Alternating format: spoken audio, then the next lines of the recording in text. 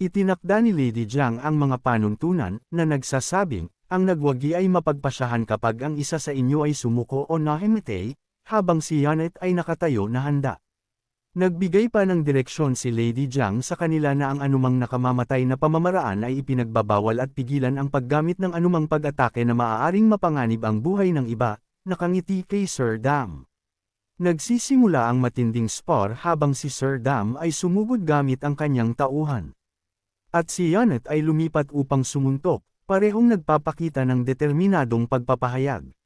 Si Janet ay sumulong na may isang makapangyarihang kumikinang na suntok, isang malawak at nasasabik na ngiti sa kanyang mukha. Ipinahayag ni Janet ang kanyang kasabikan, iniisip, sa wakas ay nakikipaglaban ako sa isa sa Merham's Top 100 Martial Masters. Matagal na mula nang ako ay nasasabik na ganito. Si Janet at Sir Dam ay marahas na nagbanggaan sa mataas na bilis. Nakagugulat si Lady Jiang, na sumisigaw, ito ay mas mabilis kaysa sa naisip ko. Si Janet at Sir Dam ay nakikipag-ugnayan sa isang mabilis na pagpapalitan ng suntok sa tauhan ni Sir Dam at mga kamao ni Janet na nagbanggaan sa gitna ng mga pagsabog ng enerhiya. Pinapanood ni Lady Jiang ang laban sa pagkamangha, sumisigaw, hindi ka panipaniwala talaga sila. Upang isipin na makikita ko ang isang hindi kapanipaniwalang laban.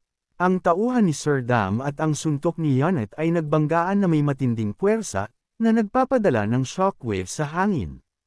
Nagpalabas si Sir Dam ng isang makapangyarihang pababa na suntok gamit ang kanyang tauhan, sumisigaw, ha! Mabilis na umiiwas si Janet sa makapangyarihang suntok ng tauhan mula kay Sir Dam. Naghatid si Janet ng isang makapangyarihang sipa, na nagdulot sa lupa na mag-crack sa epekto. Epektibong hinaranggan ni Sir Dam ang makapangyarihang sipa ni Janet gamit ang kanyang tauhan. Si Janet na may determinadong pagpapahayag ay nagpalabas ng isa pang makapangyarihang sipa. Sumisigaw, Janet ay nagsasagawa ng isang aerial kick, naglalayong direkta kay Sir Dam. Ang sipa ni Janet ay marahas na nagbanggaan sa tauhan ni Sir Dam, at idineklara ni Janet, ang iyong depensa ay wala sa saklaw. Paano ito pagkatapos? Mahusay na nagmanyobra si Janet sa likod ni Sir Dam, na sinasabing, hindi ako basta na lang tatayo para masuntok mo. Nagreaksyon si Sir Dam na may pagkabigla, na pagtanto, nakarating siya sa likuran ko sa isang iglap. Naghatid si Janet ng isang malakas na phoenix kick mula sa likuran. Tinamaan si Sir Dam, na sumigaw, aba! Naghatid si Janet ng isang malakas na sipa na pinahusay ng isang kumikinang na aura habang si Sir Dam na may hawak na tauhan ay naghahanda upang kontrahin sa isang dynamic na pagpapalitan ng mga suntok sa panahon ng kanilang matinding spar. Nagpalabas si Janet ng isang boxing technique na may isang malakas na suntok, pagkatapos ay naghatid ng isang nakapipinsalang uppercut habang ang maraming panel ay nagbibigay diin sa kanyang mabilis at epektibong martial arts. Si Sir Dam, mahigpit na humahawak sa kanyang tauhan, ay humarap kay Janet, na tila tinamaan siya habang ang enerhiya ay lumalabas mula sa kanilang pagbangga, na nagpapahiwatig ng isang malakas na epekto. Si Sir Dam ay itinulak pabalik ng puwersa ng atake ni Janet. Ang kanyang mga kamay ay mahigpit na nakakapit sa tauhan habang siya ay winuwalis mula sa kanyang mga paa, na nagbibigay diin sa kapangyarihan ng suntok. Si Janet ay sumulong na may isang malakas na suntok, kumukonekta sa tauhan ni Sir Dam, habang si Sir Dam ay itinapon pabalik, bumabagsak sa lupa sa gitna ng magulong labanan. Si Janet, nasa himpapawid pa rin mula sa kanyang atake, ay nanunood habang si Sir Dam ay ipinapadala na lumilipad mula sa epekto, na nagpapahiigti ng isang matagumpay at mapilit na suntok. Si Sir Dam ay sapilitang itinaboy ng atake ni Janet, na binyansagang Dragon Tail Iron Repel habang siya ay ipinapadala na lumilipad sa hangin palayo kay Lady Jiang, na nanunood mula sa malayo. Isang napakalaking pagsabog ang sumabog sa lupa kung saan lumapag si Sir Dam, na lumilikha ng isang ulap ng usok at debris, na nagpapahiwatig ng labis na kapangyarihan ng nakaraang atake. Pinagmamasdan ni Lady Jiang ang aftermath na may malawak na mata, sumisigaw, wow! Habang ang usok ay umaalpas mula sa impact site, at isang malaking bunganga ang nakikita, na nagbubunyag ng mapanira na puwersa ng laban. Si Janet ay umubo at nagpumilit na bumangon mula sa lupa, na sinasabing, cough. Damn it! na lumilitaw na nasugatan at pagod pagkatapos ng makapangyarihang pagpapalitan. Si Janet ay nag-iisip tungkol sa laban, iniisip, ang tauhan ay mahaba, kaya mayroon siyang kalamangan. Kung isasara ko ang distansya sa kanya, hindi niya magagamit ng buo ang kapangyarihan nito. Ngunit ako ay itinutulak pabalik sa close combat. Si Sir Dam ay nakatayo sa ibabaw ng nagpupumiglas na si Janet, na nakaluhod sa isang bunganga, at nagtatanong, ito lang ba ang magagawa ng boxing technique na sinasabi mo? Si Sir Dam na nakatayo sa ibabaw ng nagpapagaling na si Janet ay nakangiti ng may kumpiyansa at nagtatanong, gusto mo pang magpatuloy? Si Janet, sa kabila ng kanyang nakikitang pinsala at pagnangipan, ay matigas na tumayo at nagdeklara, syempre, ngayon lang ako natapos mag-warm up. Pinagmamasdan ni Lady Jiang ang laban, iniisip, kahit na sinasabi iyan ni Janet, tiyak na siya ay itinutulak pabalik. Habang siya ay maaaring magkaroon ng mas maraming panloob na enerhiya kaysa kay Sir Dam, ang pagkakaiba sa karanasan ay napakalaki. Tinapos ni Lady Jiang ang kanyang mga saloobin, na sinasabing, siya ay nakikipaglaban sa isang talunan na labanan. Habang si Janet ay nakatayo na may menor de edad na pinsala at si Sir Dam ay nanunood mula sa likuran, mahigpit na hinawakan ni Sir Dam ang kanyang tauhan, handa na para sa susunod na round, at may kumpiyansa na nagsabing, sige na. Si Janet ay sumugod muli na may determinadong pagpapahayag habang itinaas ni Sir Dam ang kanyang tauhan, naghahanda para sa isa pang mabilis na pagbangga. Si Sir Dam ay may kumpiyansa na inindayog ang kanyang tauhan, iniisip, napakasimple na paggalaw, na tila madaling kinokontra ang susunod na galaw ni Janet. Naghatid si Janet ng isang malakas na suntok na kumikinang na may nakakonsentre na enerhiya na naglalayong direkta kay Sir Dam na hinaharangan gamit ang kanyang tauhan. Ang matinding focus ni Janet ay nagbubunyag ng kanyang pagkaunawa sa pag-iisip ito ay isang feint. Naglalayon siya sa ibang lugar.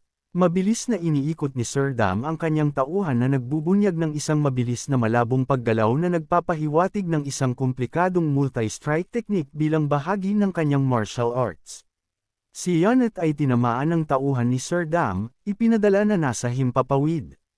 Habang pinagmamasdan ni Sir Dam, hinaranggan niya ito, na nagpapahiwatig na ang pag-atake ay bahagyang matagumpay. Epektibong parry ni Sir Dam ang kumikinang na suntok ni Janet gamit ang kanyang tauhan, na bumubuo ng isang malakas na shockwave habang ang kanilang mga pamamaraan ay nagbanggaan. Si Janet ay nagsagawa ng isang malakas na yapak, tumama sa lupa na may nakikitang puwersa at lumilikha ng isang maliit na bunganga mula sa epekto.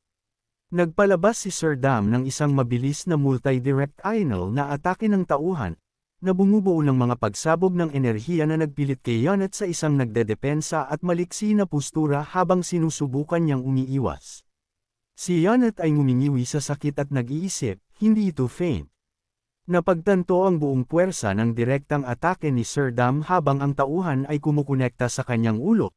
Si Janet ay tinamaan ng maraming beses ng mabilis na pag-atake ng tauhan ni Sir Dam, na nagpadala sa kanya ng pagbagsak sa hangin at sumisigaw, "Cough, Sir Dam!" Sa isang dynamic na pagkakasunod-sunod ng mga panel, nagsagawa ng isang serye ng malalakas na suntok ng tauhan, kabilang ang isang aerial maneuver, na nagpapakita ng kanyang kasanayan at pagbagay.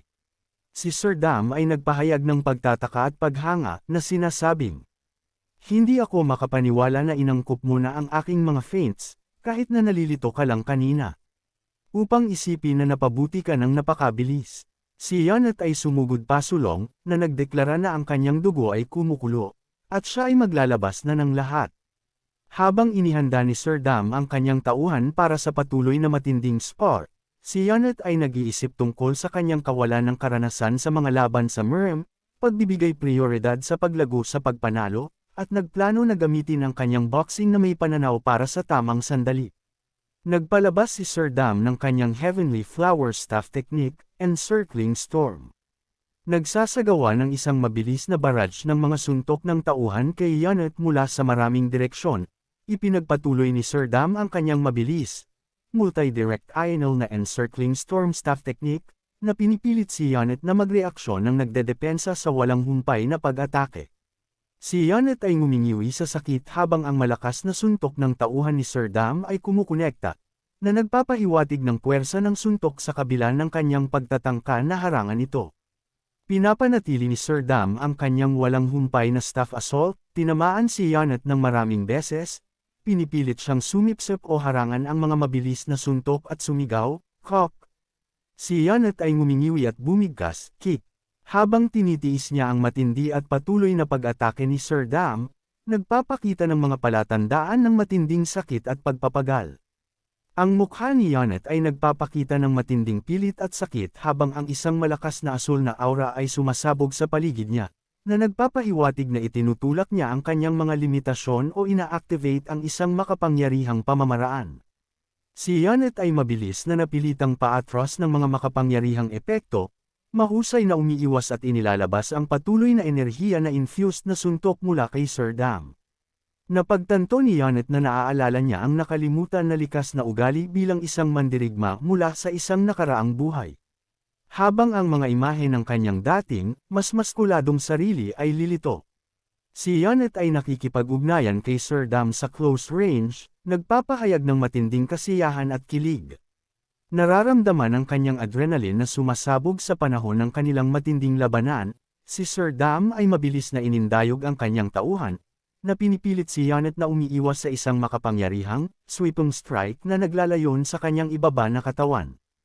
Parehong si Janet at Sir Dam ay nagpapakita ng matinding focus at pilit na may pawis na tumatalo sa kanilang mga mukha, na nagha-highlight ng mataas na stakes at hinihingi na kalikasan ng kanilang laban.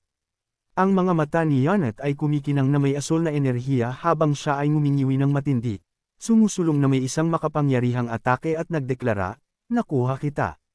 Si Janet ay sinuntok ng malakas ng tauhan ni Sir Dam, na nagpadala sa kanya ng pagkalat sa hangin mula sa epekto. Pinagmamasdan ni Sir Dam si Janet, iniisip na siya ay walang ingat at walang karanasan sa kabila ng kanyang malawak na panloob na enerhiya, na nagtatapos na ang kanilang pagkakaiba sa karanasan ay makabuluhan. Si Janet ay sumugod kay Sir Dam na may isang kumikinang na kickboxing technique habang si Sir Dam ay kumokontra na may isang staff strike na humahantong sa isang malakas na banggaan. Naglunsad si Janet ng isang malakas na spinning back fist kay Sir Dam na kitang-kitang naapektuhan ng kumikinang na mapilit na suntok. Dalawang lalaki ang nag-uusap kung paano ang bawat isa ay nagtataglay ng natatanging enerhiya, ngunit ito ay madalas na masyadong mahina upang mapansin ng karamihan sa mga tao. Isang babae ang naglalakad kasama ang isang bata, na nagpapatuloy sa paliwanag na bawat isa ay may natatanging enerhiya, bagaman ito ay karaniwang nananatiling napakahina at hindi napapansin. Ang isang makapangyarihang martial artist ay kumikinang na may pulang enerhiya habang sinasabi ng pagsasalaysay na ang mas malakas, mas may kasanayan na martial artists ay may mas malinaw, mas maliwanag na enerhiya at mas sensitibo sa enerhiya ng iba. Inihayag ng pagsasalaysay na si Janet ay hindi sinasadyang nag-channel ng enerhiya sa kanyang kanang hook habang nagpapatuloy siya sa paglaban sa close combat kay Sir Dam. Ipinaliwanag ng pagsasalaysay na ang normal na feint attack ni Janet ay nagbago sa isang perpektong feint dahil sa kanyang nakakonsentre na enerhiya. Si Sir Dam ay umungol, nakaluhod at ibinababa ang kanyang tauhan na tila nalilito at natalo pagkatapos ng pinakabagong pagpapalitan. Si Sir Dam na nakaluhod sa kanyang tauhan ay nagtanong kay Janet kung anong trick ang ginamit niya, na sinasabing nakita niya ang galaw ngunit ang kanyang katawan ay hindi makapagreaksyon. Habang si Janet ay nakatayo na pinagmamasdan siya, si Janet ay nakangiti, pinag-iisipan kung ang kawalan ng kakayahan ni Sir Dam na magreaksyon ay dahil sa kanyang nakatuon na enerhiya sa kanang kamay, at nagtapos na ang kanilang laban ay umabot na sa katapusan nito. Si Sir Dam ay tumawa, "Kuko, nagbibiro ka siguro," habang siya ay nagpupumilit na tumayo gamit ang kanyang tauhan, matigas na nagdeklara ng kanyang sarili na beggar sex Dam hug. Si Sir Dam ay ngumingiwi na nagsasabing hindi siya babagsak sa ganito lang bago magpakita ng isang nagulat na expression na nagpapahiwatig na nawawalan siya ng kanyang balanse ng hindi inaasahan. Si Janet ay sumisigaw aba at Sir.